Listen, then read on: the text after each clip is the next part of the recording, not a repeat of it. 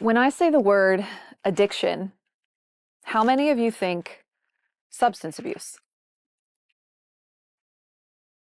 Makes sense. But what if I told you that addiction is not actually about substance abuse, it's about safety? And sobriety is not actually about abstaining, it's about awakening. And recovery is not just for addicts, it's for all of us. Now, before you get mad at me, I'm going to take you back in time to 2007. I had gone to 2 different colleges, not knowing what I wanted to do with my life other than be a star. But that was so scary, so I played it safe and I got my degree in communications. Took a year off in between and then realized I think I want to go to school for physical therapy, but I had none of the classes that were required. So I went back to school for 2 more years, got all my prerequisites. And I finally got my acceptance letter into a doctoral program for physical therapy. It was Christmas time in New York City. Everything was lit up. The temperature wasn't too cold yet, and I called my girlfriend and said, "Let's party. It's time to celebrate." So we called the cocaine dealer, and we ran around Manhattan, snorting lines, clinking our Corona glasses, buying presents for our family because Christmas was around the corner. And we did this for hours. We got back to my little New York City walk-up apartment. She wanted to wrap the gifts. And so I tried to help her and I felt really off. I went into my bedroom and the next thing I know, I'm laying down on my side, coming to. And she's hovering over me on the phone with 911 because I overdosed. Now, I wish I could tell you that that was bottom. It wasn't. I actually did cocaine the next night, but it scared me. I knew I was losing control over that. So I went to one of those 12-step meetings and I sat in the back and I felt like I entered some kind of religious cult and I thought, absolutely not. I don't drink like you. I don't look like you. I don't use like you. I've got it together, except for this little drug and alcohol thing. If you could just teach me how to use like a lady, I'll be fine. So I didn't go back for another 1.5 years. And I did what addicts do. I switched my uppers for downers. I decided not to use every single day, just on the weekends, only after 5 p.m., never before 11 a.m. And eventually it was every day and it was all the time. And this guy that I was dating found this prescription pill bottle in a sock drawer that I was abusing. And he looked at me with such disdain and he said, "You're still doing this?" And the shame that he looked at me with mirrored the shame I felt on the inside. And I thought, if I don't get my act together, he's going to leave me and then I'm nothing and I'm no one. So I went back to one of those meetings and I still couldn't stand it. I grew up in a house where if you believe in God, you're a fool. There is no such thing. And the only person you can count on is yourself. And you better get that degree because no one can take it from you. But for some reason, I stayed. I stayed, but the patterns of addiction remained. I got time sober. I did some of the work, but this whole God thing, I was so good at pleasing and perfecting and performing. I had the body. I was getting the degree. The boyfriend stuck around. There was so much evidence that I was so good at controlling the world around me. So why did I need to change? I remember graduating and being really excited. Me and that boyfriend decided to move from New York City to LA. I was going to start my career in physical therapy. We were going to get married, and I thought, oh, we survived. We survived the mess of my active addiction. And now I'm Dr. Hart. I got a job 9 blocks from the Pacific Ocean. Started my career as a physical therapist. We were planning our wedding. And all of a sudden, he starts to pull away from me. In every way a person can pull away, physically, financially, emotionally. And I thought, no. I can fix this. There is definitely something I can say or do to change this man's mind and make him love and forgive me again. Right? And boy, did I try. I begged and I pleaded. Just go to Al-Anon, this other 12-step program. Go to therapy. Just forgive me, for God's sakes. Why are you with me if you can't forgive me? Something didn't add up. But the voice inside that was saying that was so quiet. And the overriding voice that was running my life said, this is what you get, Sam, for what you did. I went insane in recovery, trying to control and manage and manipulate my husband. That's the funny thing about perfectionism. As an entrepreneur, boy, you can get great results. But with matters of the heart, perfectionism collapses. And so I moved out because I was smart enough to know that I didn't get sober to be miserable. And a weekend on a friend's couch turned into a month living with a sponsor, and 3 months on a different friend's couch, until finally a girlfriend in recovery said, you cannot live like this. If you are not ready to leave your marriage, then you have to get your own place so you can heal. Signing a lease in my own apartment literally felt like a death sentence. And in some ways it was. It was the death of life as I knew it. I was sure that as long as I could curate everything to be just so on the outside, that I would be safe and whole on the inside. And now look, I was wrong. A total collapse of my identity. So I moved into this unfurnished apartment. There was a mattress on the floor, and I looked up at the ceiling and I just started sobbing, thinking, what am I going to do now? That beautiful place called rock bottom. And by the way, it's not necessarily a place where you've lost everything. It's a place where you don't want to die, but you can no longer go on living the way you've been living, even if you've got the job of your dreams and money in the bank. I remember hearing a little whisper from a voice inside of me that said, you're going to have to put your arms around yourself. I was so startled. It was so awkward because the voice that had been running my life was beating me to a pulp. This other voice was calm, clear, curious, and compassionate. And so I very, very awkwardly rolled onto my side and put my arms around myself and just cried to sleep that night. Pretty soon after that, I met a woman in recovery who I went through the steps with, but differently. She said, what if we do the steps on your marriage? You know you're powerless over drugs and alcohol, but you're not sure you're powerless over people, places, things, and situations. And I said, tell me more. So we made a start.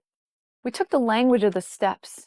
We expanded it so it was more modern, more trauma-informed, current with the life situation that I was navigating. And I will never forget getting to the ninth step, which is making an amends, thinking, if I have to make another amends to this man, I'm not going to survive. How long do I have to be sorry for what I did? And she said, no, no. You have to make an amends to yourself. What? I'm a professional self-lacerator. What do you mean? Make an amends to myself. This woman, for the first time in my life, as a grown adult, gave me permission to split my identity from having to be so hard on myself all the time, because doesn't that give me my edge into something softer, wiser, and more loving? And when I split, I thought, if I deserve to be a woman who loves and forgives herself, what would I say instead? Every time the critical voice showed up and said, this is what you get for what you did, what would I say instead? And in that process, that little whisper became the whisper of my intuition, the whisper of God. And she began to nudge me. She said, hey, that color blue, that's your color, girl. You should decorate your apartment with that color. It makes you feel good, like you. Kind of a strange thing to figure out your favorite color when you're in your 30s, but I listened. It was a safe act I could take, a new step in a new direction. Turns out that became the color of many, many things as time went on. It became the color of my business and my brand. Sometimes the action step we take is very, very small, and it starts to build trust within ourselves. Because the next thing she said, as my lease was going up, and my husband and I were working our marriage out, was, don't let go of this apartment. Turn this into your own business. Because this whole $33 an hour, $100,000 in debt as a physical therapist, it's not working. And you're not actually making people better. You could start your own practice. I thought she was insane. But I asked, hey, can I convert this apartment into a fitness studio? And I got the yes. And I moved back in with my husband, and Strong Heart Fitness was born. And within a few months, I got funded by people who believed in my vision for a one-stop shop for health and wellness, and I expanded into a beautiful space 9 blocks from the Pacific Ocean. And I understood the power of returning to a sense of safety inside of me, because when I honored my truest essence, really good things happened. So my practice grew, and it was cash-based, and I was swimming upstream in a sea of practices that took insurance. It wasn't a high-volume clinic. There was retention, because I was building real rapport, real relationships. I was meeting the patient where they were at. And this funny thing started to happen as I kept navigating life sober.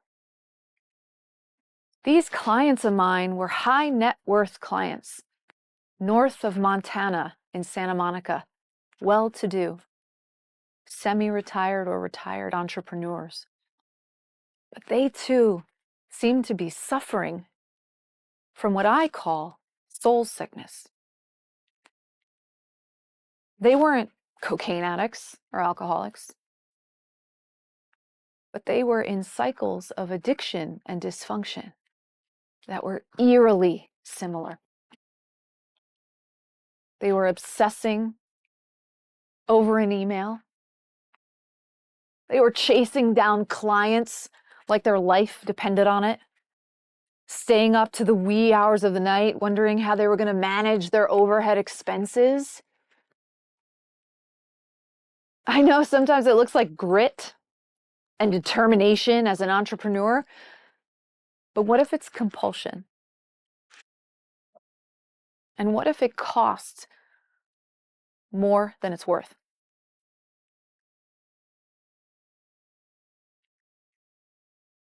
This soul sickness bothered me. But who was I, doctor of physical therapy, to treat that? Felt like an imposter. I'm not a psychologist. I'm not a life coach. What could I say or do to let this person know the effect that their soul sickness is having on their physical pain? Oh, it was like an itch that I couldn't scratch. And so as I got back into my marriage and I kept my sober life on a separate track over here, and I ran my practice, I hit 30% EBITDA in the first year. Things looked good. I went away to Austin with my husband for a weekend. We were looking at investment properties. And I got this phone call at the airport. And I didn't pick up. I was like, that's definitely spam. And it just kept ringing and ringing. And I quickly realized, oh God, I think I know what this is about. And it was that my sister, Jessica, died of a drug overdose. See, because I'm not the only addict in my family, but I am the only cycle breaker. And I'll tell you something, I don't remember anything about that day except dropping to the airport floor and wailing like a dying animal, because she is not the only one that died that day. Samantha, doctor of physical therapy, expert of the body, she died too. Apparently, I turned to my husband and I said on the airplane, I'm writing a fucking book. You know what part of me that was? The same part that said, your favorite color is blue. You should start your own business. I had no idea how to write a book. I'm not an author. I had to honor the call. That was the truest thing in my heart. I was no longer going to separate myself from being a clinician and a spiritual practitioner. I was going to treat the whole person, the body and the spirit, and never again bring myself into places and spaces coming from a lack of safety, acting out on my fear and my worry. No. I was unapologetically going to write a book about the stories of my life. And I remember submitting my proposal and getting rejected, publisher after publisher, rejection, writing more, rejection, writing more, finally getting the acceptance with the right publishing company. And we got real clear about what this book was going to be, because it wasn't just the stories of my life. It was what saved my life, which was when I worked those steps in a modern and trauma-informed way. This is not a memoir. This is a movement. This spiritual framework could actually be the best kept secret, not just for addicts, for everyone, especially the entrepreneur who easily swaps substance for spreadsheets. And I started to speak on stages. I started to recover out loud. I went on tour as a choreographer at 40 years old while I was writing my book, living out childhood dreams, making an album, returning back home to myself. My life looks nothing like it used to 3 years ago. And I am exactly where I'm supposed to be. Because your greatest opportunity is not coming from the next round of investor funding. I promise you that. It is coming from you building a foundation of internal safety so unshakable that no shift in the market, No financial win or loss can take it from you. Everybody who's in here right now has big dreams.